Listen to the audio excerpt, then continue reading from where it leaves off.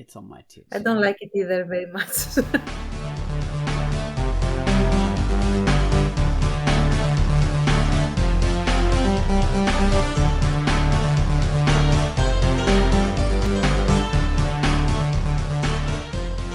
Hello and welcome to the QUACKCAST. This is QUACKCAST number 572. I'm Ozone Ocean. With me is Tart Serene. Hello, Tarts. Hello. This week we're talking about it's part 2 of the myths in fiction. So we discussed it in. Did we talk about that last week? I think we did actually. Yes, we did. We talked about that last week. So we're talking about it again this week. And we want to mention that this whole the whole invasion of Ukraine is quite a shocking thing that's being in the news at the moment. It's quite awful, and we want to say that we stand with the civilians of Ukraine, and war is a horrible, horrible, nasty thing. So we stand with the civilians who are suffering, and that is our position. Yes. And we think that you should read the comic that's called The Second Crimean War by the Doodler, and this is a comic that's hosted on Drunkduck, and this is something that will lend you more insights into what happens and what these people suffer. Yeah, just need to mention that this is a comic that has been going on for 10 years. It has nothing to do with the current situation, but what it has to do with is the whole dynamics of different peoples in Ukraine. So that is, I think, something worth getting to know through a very enjoyable comic and an interesting story. So yeah, it's a fantastic piece of work. It was featured. All right. Well, let's bring up the featured comic, which is a comic that QUACKCAST is going to talk about. It's called Cassie York in the Purple Nowhere Part 1. So, talk about that for us, QUACKCAST. Hello, this is QUACKCAST, and the feature I've selected for this week is Cassie York in the Purple Nowhere, Part 1, by Aidan Grunge, and it is rated E for everyone. "I found you in pretty bad shape," mentions the scruffy, bearded Isaac as a hot canteen of liquid is passed around the fire. "I want to ask you a few questions, just to make sure nothing is wrong, okay? What planet are we on?" The obsidian-haired stranger responds in kind. "Depends on who you ask. I like to call it nowhere." Cassandra Cassie York, a mercenary on a mission, is looking to reclaim missing electric melee weapons and discover whether pirate's blood runs through Captain Czar's veins. Cassie battles bounty hunters with swords and hand-to-hand combat, while still having time to jump into puddles when it rains. This black and white comic features hand-lettered fonts and unique-shaped text bubbles. The stunning chapter covers are in full color. Find out if Cassie will become a bounty hunter or a pirate, and read Cassie York in the Purple Nowhere, Part 1, by Aidan Grunge, rated E. And that was QUACKCAST with a comic called Cassie York in Purple Nowhere Part 1. So, bloody long title. Alright, next up, we have the featured music. Cannonballs has given us a theme to a comic called Eva of Asgard, or Ava of Asgard. It's a comic I featured a while ago. This music I would describe as thunderclaps, followed by a slow, steady downpour that gradually increases in strength before collapsing into a furious, chaotic storm of electric guitar-driven hard rock. And electric guitar strikes like lightning, illuminating the entire piece in sharp relief till the metal tempest blows itself out and fades away. So take it away, Gunwallace, with Ava of Asgard.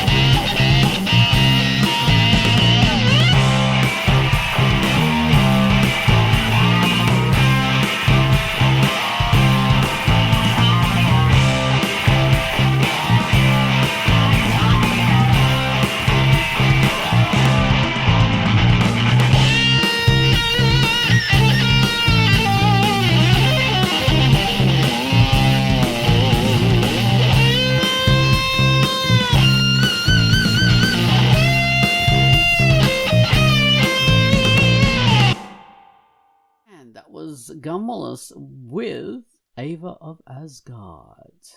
So let's talk about the second part of our myths. Okay, so we tackled it a bit last week. We're tackling it again this week. But mainly the ones I talked about were all the ones I brought up, and then Pitt and Tance and I we sort of blathered on on those, and we didn't really get too much outside of it. But this week we're going to talk more about the ones that other people had mentioned.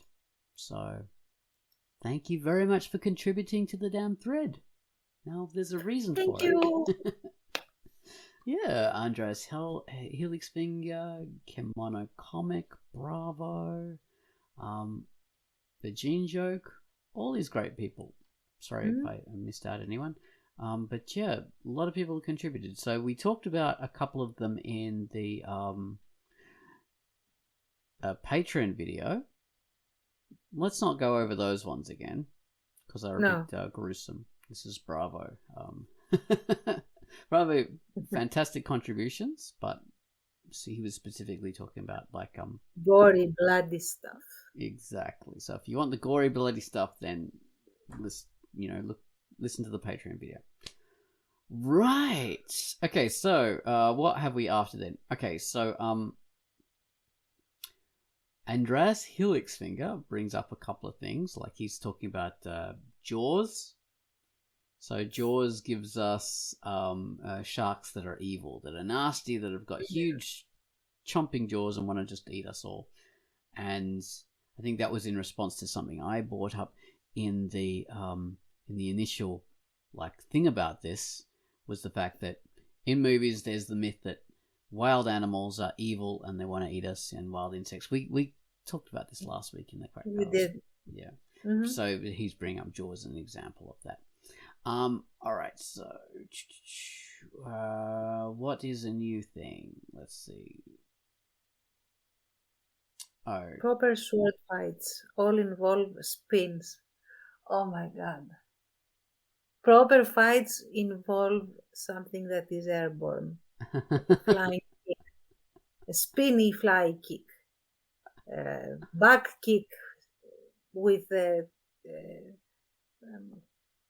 somersault and a kick. Yeah, or a punch to the face. That's one of the silliest things. So people are having a sword fight, like rapiers typically. So the enemy's got a rapier, you got a rapier. Ching, ching, ching. The object of a rapier fight is to stab someone. That's what you want to do. Yes. So these people are in a bind, which means these swords are crossed and they're close to each other. And the way they typically do this in movies is one guy will punch the other one in the face, or one woman, whatever. Like, if you're wanting to kill someone, why wouldn't you just pick up your dagger and stab them in the guts when you're right up close? Like, Thank you. that's what you do. You don't. But in these films, that's what they always do. It's always in comics as well. Whatever.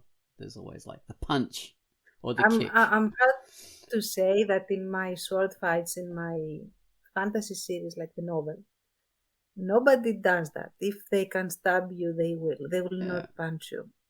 Exactly. So, that's what the main gauche is for. You know, that the dagger. Thank you. Thank you. They carry those things. Even say if it's not a rapier fight, say you're fighting with a side sword or something like a one hand, they still carry daggers as a secondary weapon, so they could do that. Like knights fighting, they carry daggers, so they all. Everyone carries some kind of shorter blade for that purpose, and it's not. They don't wait to be disarmed and then take out the small blade. Yeah, the idea is like, is it shameful not to use the sword? Like, that's the only thing I can kill them with. If I can't kill them with the sword, well, I just have to punch them. Or kick them. That's my only alternative. Yeah, and it is usually done to show that the character that punches is the one that is framed as the one that is inventive and has, thinking out of the box qualities. Exactly. It really is not. No. Yeah, if they did that, they basically forgot themselves. That's the opposite. Exactly. Of outside the box. Yeah, they ordered the big kick. Oh, I never would have expected that. Yes, you wouldn't, because you expect them to actually kill you. If they kick you, then they're giving you. Oh my God! He's giving me another chance, like I am still alive. Exactly. So what else? All right. So 2 swords better than one. I think we brought up this in the last week's QUACKCAST. Yeah. The correct way to fire a submachine gun or assault rifle is always full auto and always from the hip. Yes. That's according to movies. Like, you never aim these things, and you never fire one shot or two or burst shots. It's always like spray. Use up the whole magazine. Yeah. Not aiming at all, ever. And it will always kill people. The maximum number of people will always die. Yeah, that's also another thing.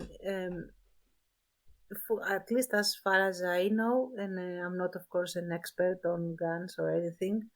When you have your automatic on full auto, or generally when you have volleys of bullets firing out, your goal is not to kill anyone. The goal is to suppress the enemy, and pin them down to a specific location to give your guys a chance to move to where they want to go. Exactly. The purpose of actual automatic fire, machine guns, full machine guns, as well as submachine guns, is always that. It's not to kill the maximum number of people. That's a myth. Or the only times when you have been able to do that are weird situations, like in the First World War, when people didn't know how to use machine guns, and they knew how to use machine guns, but they didn't know how to use them strategically. And the Boer War, situations like this, when that was a new weapon and people were learning how to field it and to face it. But in proper war, where everybody knows what it is, like I say, okay, so in a genocidal massacre, sure. Like if you're shooting unarmed civilians, that happens. It's disgusting and it's awful, and that happens. But in war, but we're talking about combatants now. Because if you want, if you are just seeking to mow down people that are doing nothing, they're just standing there, and at your mercy, that's a different use. Yes, exactly. But in combat, it will not happen that way. People aren't just going to run into the line of fire. If they hear a thing firing, they're going to get down and they're going to hide, get behind cover, And that's the purpose of it. It's in order to get them down behind cover so they're not coming towards you. So you can get your men moving out and hiding your soldiers hiding out and moving forward and stopping them from doing that. So that's why in some movies they actually do use it right when they say, cover me. And the person just goes, do. And that's what it's doing. But that's not all the time. I like that when it happens, like,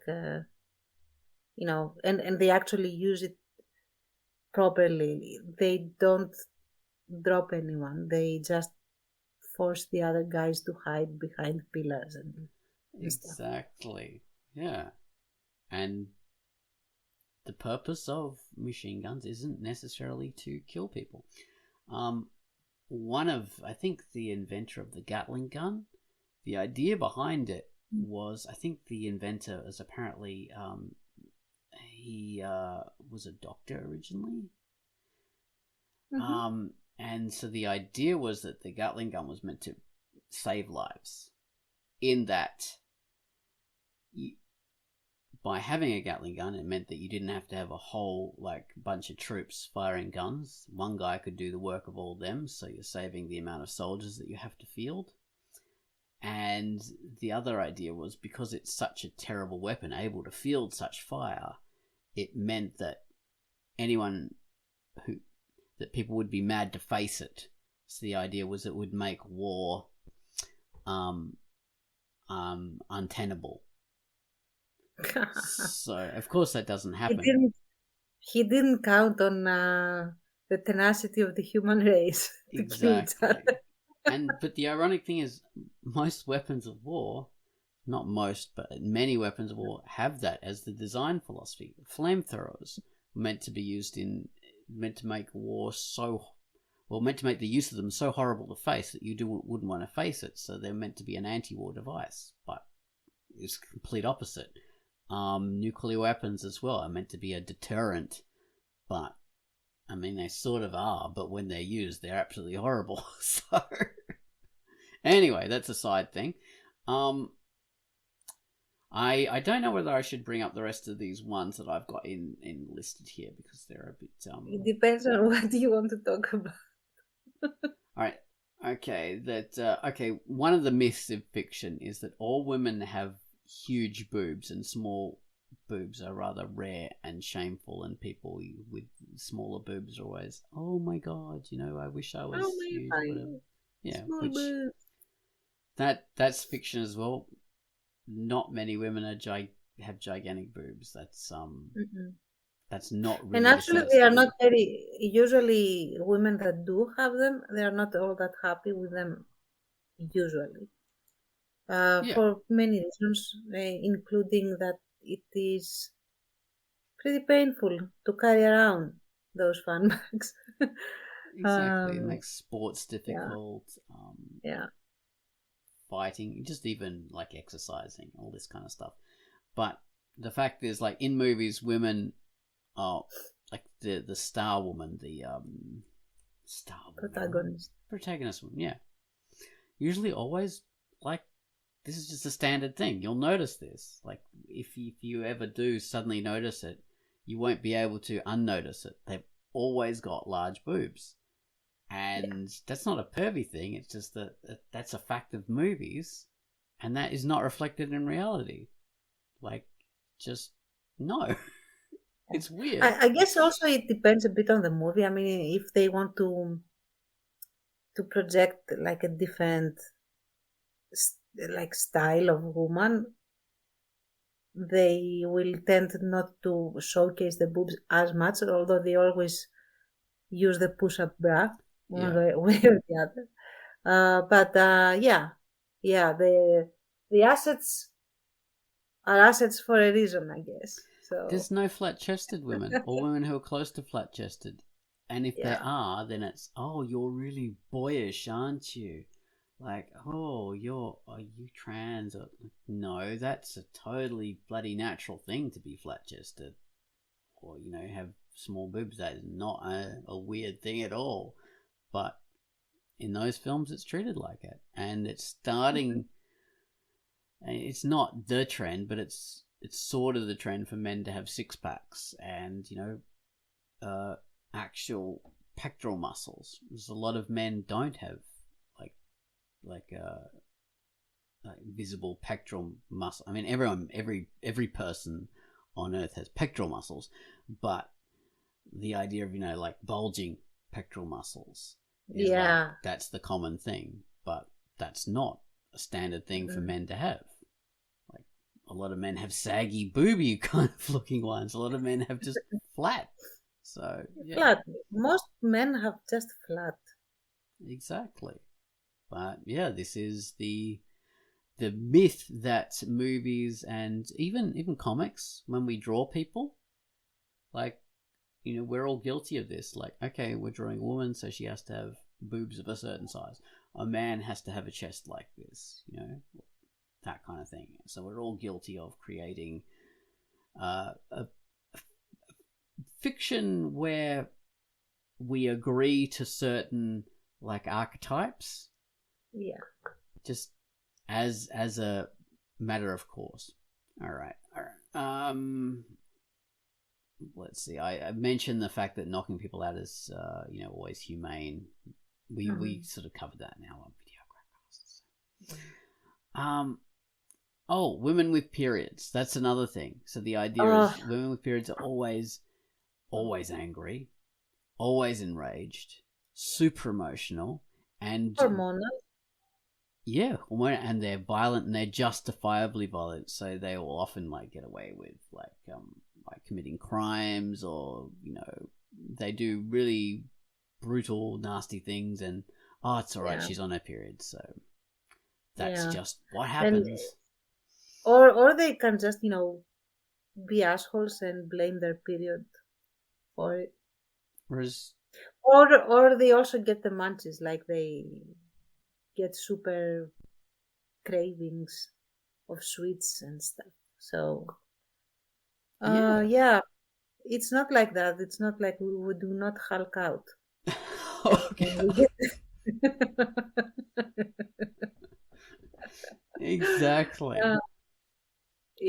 Like we actually sometimes I wish, because that would be such a good venting mechanism, but we unfortunately don't. Yeah, society unfortunately doesn't have that flexibility within it. If that happens to women every single month, then there'd have to be waivers for laws, and social relationships will break down. Just and men would be justified in saying like that you cannot drive vehicles because we don't know when you get your period and stuff. Yeah. So I mean, it is connected. I guess this myth has some kind of connection to that kind of stereotype that women are too volatile and too mercurial, if you like, with their attitudes and stuff like that. Yeah. But the hard truth is that getting your period only means, for sure, the following things. You leak. That's definitely something that happens. Then you also get cramps on various levels of severity. Most women just get like a headache, but in the lower abdomen, around there. You feel it around there. And bloated. So you feel fat. That's the only thing that is standard. I mean, it is different for every woman, but these three things are pretty common, let's say. So. Yeah, exactly. It's the nasty thing about it is the fact that this myth has bled into. Oh God, Smith has. I like it. Has Continue. bled into real life, and we do have people who actually do believe that and make laws around that idea. That is how bad it can get. And it's not just in Iran and places like that and Saudi Arabia, women can't drive because blah blah blah. It happens in America and places it happens all over the world. This mythology that women aren't, are so affected by hormones that they're not responsible. Like users of, you can't have women in the military because what would happen, or operating heavy machinery. That you can't really hire them for mining. And actually thinking about it, if women did become like crazed berserker, super aggressive people once a month, I guarantee you that the army would have regiments of these people waiting for them, like having them like in units of women that get their periods in the same week, so that they can get the syndrome roughly at around the same time, and they can be unleashed into battle. I guarantee you that would be a thing. Yeah, exactly. Militaries have done research into like psychic powers. Mm-hmm. So if they've done research into that stuff, they've done research into actual real physical things. So, but no, it doesn't happen. So no, you can't weaponize it. No. All right. So many of these things are ones that I brought up. Let's see. Okay, I think we did tackle the villages thing and the ethno. Yeah. I think so. Yeah. Okay. Let's get away from ozone posts and see. Bravo. What has he said? Cannonballs explode. Yeah, the cannonball doesn't explode. It's it wedges itself somewhere, usually. Yeah. Okay. Well, that's a thing. Okay. So cannonballs are depicted as sometimes they get fired. Yeah, bombs basically. Now those did exist because that's what took Constantinople. The Turks had mortars, and these have been around since the 1500s. So these look like cannonballs, and they're fired from a thing you might think is a cannon, but it's actually a mortar. So they're huge, big, short cannons, and they fire the bombs into the air, and they're meant to usually explode in the air and kill people by raining shrapnel down on them. And then sometimes you'll fire them at fortifications, and they're called things like bombards and stuff like that. Yeah. So those exist. But they're a different thing for the cannons that you see fired at ships, and also at, say, in the 19th century. So you've got a whole bunch of men, and the 18th century, so the American War of Independence. So you've got like lines of men and horses and stuff like that, and you're firing cannons directly at them. Those never explode. Those are just solid shot, and they just rip through whatever they hit, and then they bounce and roll along the ground and like for kilometers. It's an iron ball, guys. I mean, it's an iron ball, solid thing. Exactly. It's a projectile. Like the bullet does not explode. It rips implodes. Through stuff. It rips through stuff. It's a giant bullet. Exactly. And it was made possible because warfare was very different in those periods. There were mainly people. You're not fighting against machines and soft targets, so these things just are meant to cut through them. And because you've got massed groups of people, it's very easy to do that, to fire. So the whole purpose of a cannonball is that this is powerful enough, not only just to hit and kill the person directly in front of it, it hits like tens of people in a huge group, and it keeps on going through them. So that's what it does, and they would deliberately bounce the cannonballs off the ground. So they'd fire and then they'd bounce, and then they'd hit even more people. So exactly, basically like a pinball. Yeah. Exactly. It was just horrible. So Yeah, and the ones that explode, they would be fired into the air to do that. And you don't often see that in movies or like comics or anything. It's rare. I think there's a great Russian movie based on the Waterloo.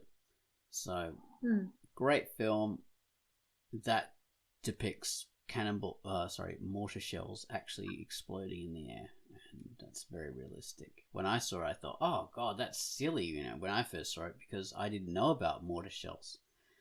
But it was quite realistic. Okay, what I haven't else? seen it. Oh, it's quite good. Just called Waterloo. It stars a lot of American actors and things.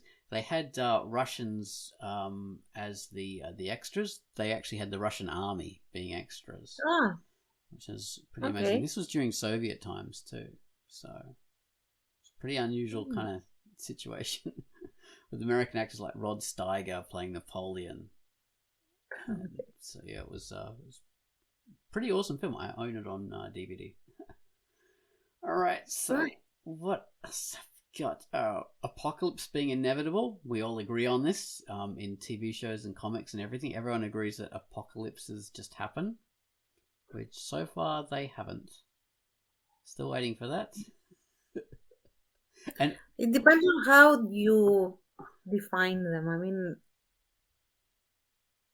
yeah, the world-ending apocalypse hasn't happened yet, but we have suffered catastrophes that could sort of count as apocalypses, in the sense not that it destroys the world, but for example, and I hope that this is not like a trigger for anyone, but when during World War II you had the Holocaust, that is a kind of apocalypse. It was a massive death event that happened. Yeah, but we didn't have like total societal breakdown. That's just everyone has to restart. Even in war-torn countries where there was societal breakdown, is temporary and things reassert itself. Yeah, that's why I said like it depends on how you want to define it. But the absolute apocalypse, four horsemen, etc., etc. We're still waiting on that one. Well, I think during the fall of the Roman Empire, you sort of get a taste of that in that civilization kind of has a bit of a pause and has to reassert itself. And it was a long time before we had like real advanced civilizations starting up again. The civilization didn't end, but there was a lot of advancement that took a big break, indoor plumbing and stuff like that. Organized armies, all that kind of stuff. Libraries. So, okay, next up. Bravo says, coughing up blood is a sure sign of tuberculosis and death is imminent. It's actually in movies, they didn't even mention tuberculosis. It just means if you just cough in a film, if it's set in the 19th century or before, you're dead. Dead. That's it. Especially if you cough like in the beginning very little, and then you just cough a little more frequently every scene you are in. Exactly. Super dead.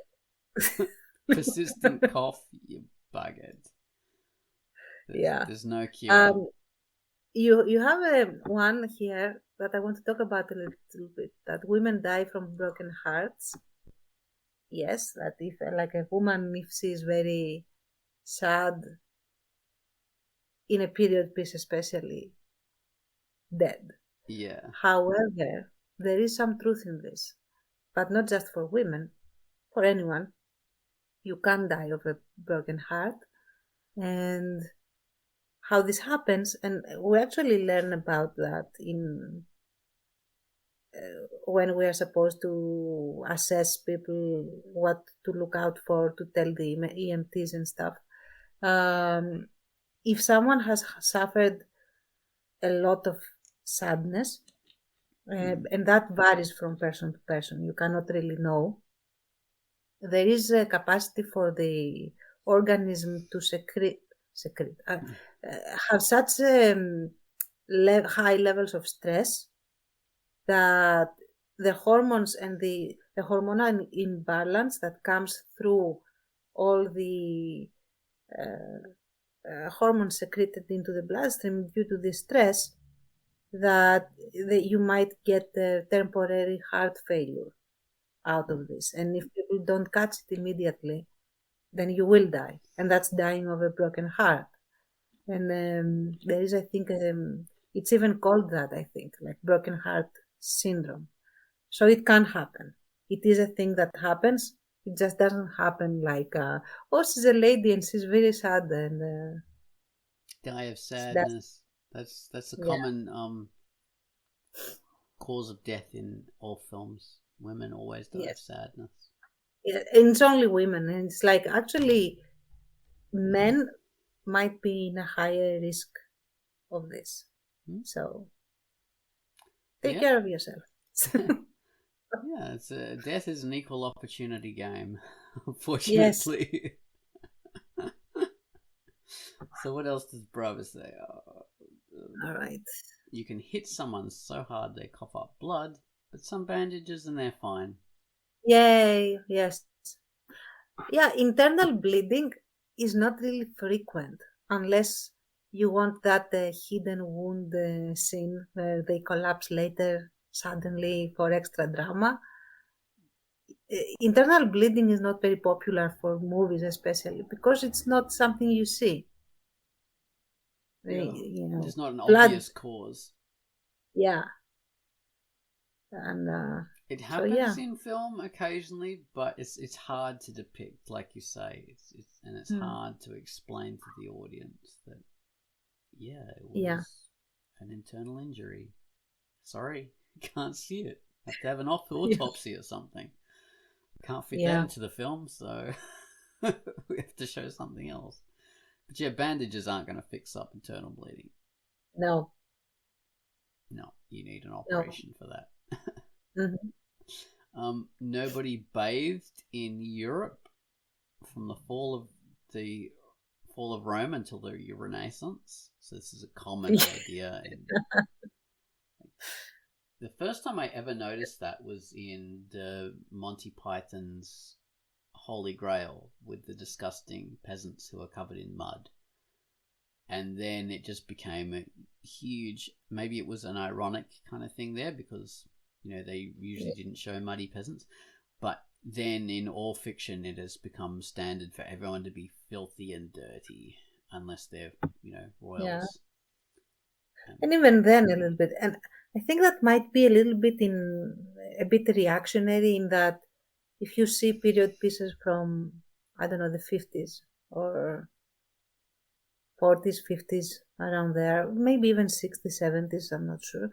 Everyone looks like what they are wearing is freshly pressed and Febrezed, like right out of the box. They're all Disney characters in bright colors and everything. I mean, bright colors are realistic.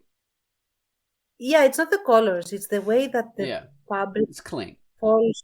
Yeah, it gives a feeling of modern, crispy cleanliness, I guess, and of a new item that you have just put on.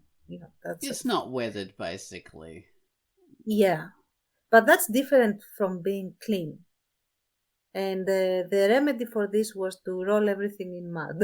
Exactly, and now it has become not only mud, but everyone wears brown now in medieval. Oh my God! Yes, all of history, even Rome, when they would have had bright reds and blues and stuff. No, they're black and no. Everyone wears white togas.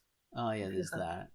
Especially in Greece, if it is ancient Greece, everyone wears white. Like everyone, like everybody hates color apparently. Well, I mean, I suppose that's based on the idea of the white statues, with the lack of pigment, and but people are just taking it a bit too far. And no, they didn't all run around in bed sheets, for God's sake. That's a myth. No. Yeah, and the statues, of course, were colored. We didn't know that until very recently, relatively recently, and the cliché was born. Um, yeah, Yeah, color was I mean, color was. white marble statues look amazing, but Mhm. apparently that really wasn't a common thing back then. They like to No, paint them. no, because the point they made them so that they could be markers, basically. So what you wanted was something vibrant that would pop out, um, you know, and be super lifelike and impressive and stuff. So they would paint it. Everything was painted. Everything was like you were blinded by all the colors and in antiquity, and that you can see especially in Minoan architecture and culture and stuff. They had color, and Mm. that carried on Yeah, because also everyone likes bright stuff. I mean, come on, of course, even in ancient Egypt, things were painted and coloured. especially in ancient Egypt. Yeah. So yeah, there's the myth of the white, beautiful marble. It was beautiful, but not so white. Okay, so Barbara also mentions that, let's see, people on farms have no experience of sex. Oh yeah, that's so common. Like you'll see some rough farm girl who's inexperienced in the ways of the world. Oh no, she knows. She She knows. knows. She is around animals, guys. Like, she knows more than you do. Exactly. Yeah, but that is a an old trope of the inexperienced farm girl. Um, People who wear animal skills never bother to tailor them, and they just tie them with thongs over one shoulder. No, no, no. People who wear animal skins ever do that. It's disgusting. They like the idea that cave people walked around in rough skins and Mm. grunted and just had face paint and dreadlocks and stuff like that. I mean, we don't know for sure, but looking at modern people today who wear simpler clothes, they never do that. They have highly intricate ways of dressing and Yeah. face paint. There have been like remains in Neolithic remains, no, not Neolithic, Paleolithic and earlier, especially Neanderthal people that were pretty sophisticated in how they did things. They were definitely not grunts. Yeah, I mean, I think they've dug up ancient sandals that are woven, like super And beads, complicated. Yeah, beadwork, stuff like decoration. They had the need to decorate themselves, just like we do.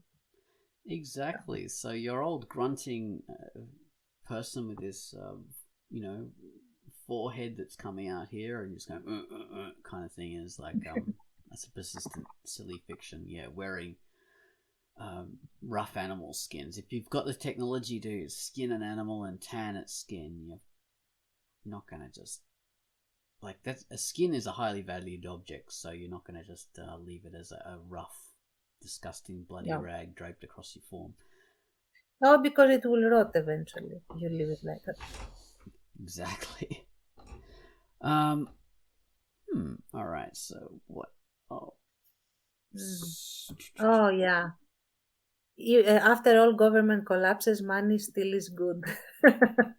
Yeah. Yes. Why would that be a good thing? I mean, some of these things are clever, and they say, "Oh, we'll trade with water or fuel." Yeah. Oh, that's another trope. Fuel doesn't last. In these things, fuel just magically. All technology lasts, and Yeah. technology. If you can't produce and maintain technology, it dies. Power batteries and stuff like that aren't gonna last years. Some batteries do, but fuel Oh doesn't. yeah. Oh, like you discover an abandoned cell phone that was lost for, I don't know, a year, or to add insult to injury, 5 years, and it is not a Nokia. expect it to still work. Those lithium batteries don't just work indefinitely. And No. I think there's a TV series, Last Man on Earth, something like that. I can't remember. So with Will Forte, he stars in it, and in that, it's a silly kind of thing. Humanity is wiped out by a disease. There's only some people left. The survivors band together, but in that, they actually had the fuel going off and not being usable anymore. Okay, that works. Which was clever, and then they had to use solar power. That reminds me of a book I read fairly recently. Station 11, I think it was called, and I'm calling it out. I'm sorry. If you like it, please enjoy it. Personally, I was thrown out of the story too frequently because supposedly we got a super virus that destroyed everything and killed almost everyone. So, societies collapsed, blah, blah, blah. And then we start the story 20 years in after this apocalyptic event with all the survivors that have, survived. Yeah. And we're talking people that were born before the virus and are aware of all the technologies and stuff like that. And yet somehow they all forget that they were once, in a society that knew that you can burn oil and lamp and use fire in specific ways. And what I mean to say is that okay, you cannot use the satellite technology and stuff because things have like the electricity cannot work and stuff. But you know how electricity works in the first place. You have had 20 years to fix the damn stations. That's one thing. And even assuming that for whatever reason you cannot work the power plants, you still have knowledge that of how people would work things before the electricity era, and they were not medieval. They had very specific, things that they burned. They had specific technologies, and even if you personally don't know, there are museums that were still standing there, and you can get the technology from there, and what have you. So yeah, exactly. There's this idea of we lost our electricity, so we're immediately back in the Stone Age. That's just how it works. Or we're immediately back in medieval times. It really isn't. Like, for example, I'm in my living room now, and I have my very nice record player that runs on electricity. If that goes out, I cannot play my record player, but I remember that records are played on something, and I can go get my other gadget that I have from a previous era that works records on hand power. You wind it up, and if you play it fast enough, it can even play LPs, not just the ones it was made for. What I mean to say is that I would still play music because I have technology that works without electricity from eras that were not entirely dependent, at least, on electricity. So yeah, exactly. People don't forget how the world works. Sort of. That's why the Mad Max films are not. They don't have a proper continuous world behind them. Because in the first one you've got like society starting to collapse. In the second one it has completely collapsed, and everyone basically has forgotten how the world works. And then you have this Fury Road, which I love. It's a fantastic film, but it doesn't make any sense because you have these clone war boys. I mean, where would they have come from? Who built these structures? Presumably this is the same Mad Max who was alive when society was a thing. So how did all this happen? It doesn't make any sense. No. But nobody cares because it's an awesome movie. So Oh, it's a fantastic film. I love it. All right, Yes. Backscatters. We didn't bring up this one last week, but I did mention it in like the cover of the QUACKCAST. So this is a common thing in fantasy. We've got The Witcher most famously doing it on TV, and He has 2 swords on his back. two, and they're both in one direction too, so they're not like 2 crossed swords or anything. Yeah. And Wonder Woman has recently done it in a movie. Well, not that recently, a couple of years ago. But now it's forgivable for Wonder Woman because she has a shorter sword. It's not a very long sword. It's like one of these similar to a Xiphos or something. Is it, like a Greek Was sword? it a shorter sword? I thought it was like a long sword. It was shorter. I think it's fairly short, Okay, relatively short. So you can withdraw a shorter sword from your back, but does the length of the Witcher swords? No, you can't because they're longer than your arms can reach. Yeah, and there is another thing. There is a way to draw from your back. Oh yeah, there are But ways. no, I mean an efficient way, not just contortionist way. But in order to do that, you need to have a space. Sorry. Oh my God, I'm gonna die. You need to have a special scabbard to do it. And of course, it cannot be a very long sword. And I know that because for my novel, I needed my characters a specific nation that had the specific technology where they flew, and so they had to keep their sword from dangling while they were flying. So it had to be on their back, actually at the spine area, and so over their armor. So what they do is that the scabbard is inbuilt into their armor in a mechanical way. They have a mechanical armor, and the scabbard sort of juts out when they go to draw the sword, and they draw it from an angle, not a vertical. Not vertically to the ground, but it sort of eases out, and it's like not parallel to the ground, but enough so that they can easily draw the sword and actually draw it and even make it into a slash as they draw it because they are badass. But yeah, it has a mechanism so that they can do that. Otherwise, it wouldn't work. Yeah, you have to set that up in your fiction. So, sword scabbards where you can do that if they're a side opening, which the Witches isn't.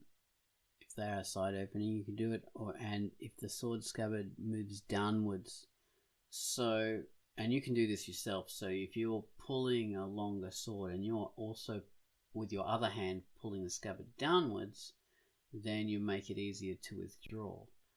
But they never show that in these things. Yeah. The Witcher doesn't. And also, you are very open while you do that. Best not do it in front of your enemy. Yes.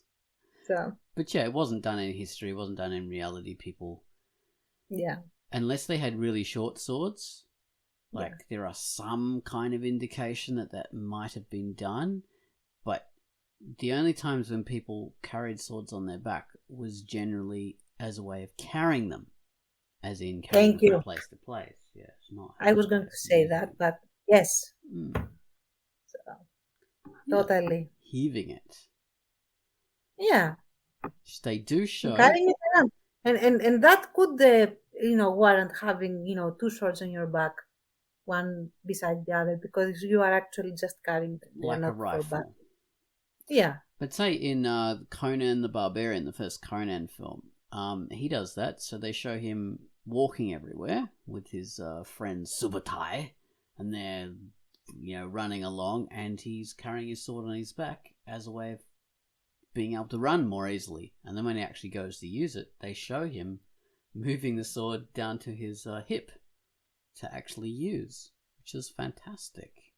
Yeah. That's a brilliant representation. That's it. Right, so, next up, the Heimlich maneuver is the standard, scientifically proven way to stop choking, and it always works. And that's just always. Yeah, so that is definitely a half-truth. because it is just 1/3. There are 3 stages in helping someone that is choking, and when do you do that? You only do that when the person has stopped coughing. If they are coughing, you help them cough more, but you don't do the Heimlich because their organism is trying to eject Clear it from the their throat. airway isn't fully, the airway isn't fully blocked. Only when they stop coughing and they are still, touching their throat, and it's very characteristic, then is when you do it. And you don't do just that. You do it 5 times, and then you slap them hard on the back another 5 times. And when I say hard, not super hard because you can harm them more, but enough to jolt. You tilt them forward and you just go like this. Yeah. And then again the Heimlich, then again the slapping, and it will not always work. That's another thing. And then if that doesn't work, the person loses consciousness, and that's when you manually clear the obstruction. No, you cannot do that. That's a no-no, and because you might push it further down and wedge it even harder. So unless you can see it, if you can see it, then you pull it out. So when the person loses consciousness, you have to just basically lay them out on the floor and do chest compressions, like a CPR, as you would to someone whose heart has stopped. And that's the only thing you can do until EMTs arrive, or they choke out the thing. They cough it out. The thing. They cough it out. Yeah. And also, I'll say that the Heimlich maneuver was never really scientifically proven. That was it was tested on dogs, and well, it has been tested now, but it has been, but it was never so scientific that it was used in all the world. It was only a North American thing. They didn't in British Commonwealth and Australia. They still don't recommend it. They recommend back slaps or pushing your hand under someone's ribcage and also holding them from the back. It's like you're lifting them up. So hands on front and back. So it's a different thing. Yeah. The mechanism you are using is the same. I mean, it depends. And also it depends on who you are trying to do it to, because another ridiculous thing that I have seen with the Heimlich maneuver is that you get like a very petite woman that sees a very rotund man, bigger than her, choking, and she goes to do what the Heimlich man. Are you serious? You cannot do that. The only thing you can do is slap them on the back and wait for them to pass out so that you can do chest compressions. That's the only thing. Yeah, exactly. But it's become a trope that everyone always does it, and it's a very heroic thing to do, and that's the first thing they do, and they've seen it on TV, and the dangerous thing is everyone thinks that's the first response and that's all they have to do, and it's not, and it won't. Yeah. Please go take a first aid course. Yeah. Please.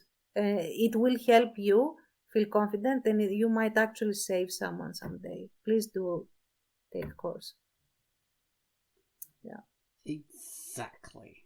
Yeah. So fiction can negatively influence us. We talk about these myths and stuff in fiction, but they do affect us in reality in so many different ways. So. Yeah. And another thing is if supposedly, because sometimes it does work. Okay. If the Heimlich maneuver works, what happens then? You let the guy go free? Like, oh, okay, it's nice. Yeah, okay, let's now move on with our lives. No, they have to go straight to the hospital. Why? Because the Heimlich maneuver, and all of these maneuvers, as a matter of fact, even the non-North American one, they can hurt the organs of the person. And so they absolutely immediately need to be checked out for bruising of organs or for any dislocations and stuff like that. And the only reason that you do it anyway is because otherwise they will die. So, an injury is better than death, but you still need to check it out. So exactly. I mean, if we go deeper into that idea, there's a CPR is like without any risk in movies, and it doesn't really work that way. You can break ribs and do all sorts of damage with it. So yeah, and you are told that you go ahead and you break the rib to keep the person alive. that's just how it's done. So it's quite brutal. Intubation is like in films, it's looked at as being, and TV shows, it's looked as being pretty standard, pretty easy to do, but it's not. That's awful. You can do lots of damage. Oh my God! Speaking of the tracheotomy, when they cut into the throat to put in a straw so that the person can breathe. Yes. Oh, geez. Stab And them they with do a it pen. yeah. Like, we can do it with like a MacGyver way through it, and it's really not how it happens. So, no. So many medical myths about all that kind of stuff. Yeah. Yeah. One of the most obvious ones, of course, is the bloody shock paddles on the chest. Oh, heart attack. Shock, heart stopped, flatline, shock, restart. And I will take the opportunity. I know, I'm sorry, I'm on my soapbox. You can tear me down anytime. The shock paddles are only when the heart is in fibrillation. That means that the heart hasn't actually stopped. It is beating, but not in the proper rhythm. So you get the shock paddles, and that's when to restore the rhythm of the heart. If you shock the heart when it is not beating, you are frying it. Then you can serve it to someone. So you don't do that. And there's only apparently chest two rhythms that you can shock the heart back for normal function. Only two rhythms, and one of them is, I can't remember the names of them, but there's one type of rhythm where you can shock it back, and the other rhythm is maybe they're dead. So it's pretty much. So that's why when you have an AED, which is an automatic defibrillator that lay people and rescuers and EMTs use, if you open this little box, it has electrodes that it instructs you how to put them on the chest of the person, and then these electrodes detect whether it is okay to give a shock or not for that purpose. So yes, exactly. So shocking someone is not a way of reviving them suddenly, which is seen in so many things. It can lead to very bad stuff. In so many ways, you can if you got metal touching them or something like that, you can get zapped. Oh badly. Yes. Or you are in a very crowded place and you are shocking them with something that you have found, and the other people are holding them or touching them, and they are fine. No. When you shock someone, nobody should touch, because they will also be shocked. And there are some pretty scary real actual footage of accidents that happen in EMT work, where someone doesn't realize that the shock is about to be given, and they are still touching the person, and their heart stops as well. Shit. And I'm going to find it at some point and send it that you can freak out. That's why they yell clear. You actually have to exactly. Clear. It can be bad. All right, so we almost reached the end. Are there any myths that you would like to talk about that you can remember? A myth that I would like to talk about. Not really. Another thing that I would like to talk about is this the clever strategist that, for example, hides his soldiers in a Red Cross or in a like medical van or an ambulance and stuff. And it is sometimes it is framed as like super clever tactics. That's a war crime. Yeah. Because it don't means that if you ever hide people as Red Cross, it means that real Red Cross people are going to get killed. Yes. Because that's just how it happens. So don't do that. Ever. Don't do that. I mean, people say there are no rules in war. Well, you got to use your fucking brain. Yeah, no, actually, and that's one of the. It's not always used, unfortunately, but respecting, Red Cross stuff is something that is pretty frequently respected because nobody wants the medic to be afraid to go out into the field for obvious reasons. So, yes, we want to be able to have medics to get our people. Yeah, that's a big thing. It's not a clever strategy that no one's ever thought of before. No, you are not that clever. Oh, jeez, yeah. All right, let me find this. That's a big one. What else? There's a lot of. I mean, war is something that's in the news, so that's something. And we talked already about the idea that you don't fly back when you shoot guns at people or when they get hit by guns.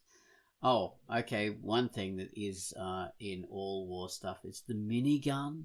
Everyone's got a stupid bloody minigun, and they hold it, they carry it, and fire it, which you can't actually do, and it wouldn't be logical anyway because you can only carry enough bullets for like 2 minutes of fire. So why would you ever do that? It has no use. Like, you're carrying 200 kilograms of gun and bullets and battery power for this thing for 1 minute of shot. I mean, no. So you should never ever have that in fiction, that people carrying miniguns. Mount them on cars or helicopters. It doesn't make sense for people to carry them. And you can only fire it and keep it on target for about 3 shots. And then it veers off because the recoil and the twisting force of the spinning barrels is so strong. So, yeah, that's a big thing. Oh, you found the footage. I did. Yeah. I'll watch that afterwards. I don't know. What's that? What is that afterwards? Oh, watch that when the QUACKCAST is over. Oh, yeah. We'll fire miniguns together when it's Yes. dueling miniguns. Oh, Jesus. Yes. Oh, that would be like the most epic bro movie moment ever. A duel with miniguns, a duel with submachine guns, but in close range. Oh, it's silly the way they do that, isn't it? Yeah, shooting. Yeah. Oh, one myth that's it's not always perpetuated now, but the idea that samurai swords are super sharp and can cut through anything, like rocks and tanks, and they're just swords like any other sword. Okay, so the benefit of the samurai sword is because they're differentially hardened and the back of the sword is a softer metal, you can make the front super hard. So you can make it harder than you would a normal sword. So you can't make it sharper than a normal sword, but because metal only gets so sharp. But it will keep that sharp edge for longer without having to sharpen it because the metal is harder. So that's a benefit. But it won't make it more able to cut through things because you just can't cut through rocks. You need a water jet. And there is another thing that the sword that cuts through something super hard, things like you mentioned, then is undamaged. Yes. If you do that, your sword is basically garbage now. So. Yeah, it's going to chip and it's going to break. See, one of the things is if you try and cut through really hard stuff with a katana, samurai sword, it will chip, and because it's soft on the back, it will bend, and it will break.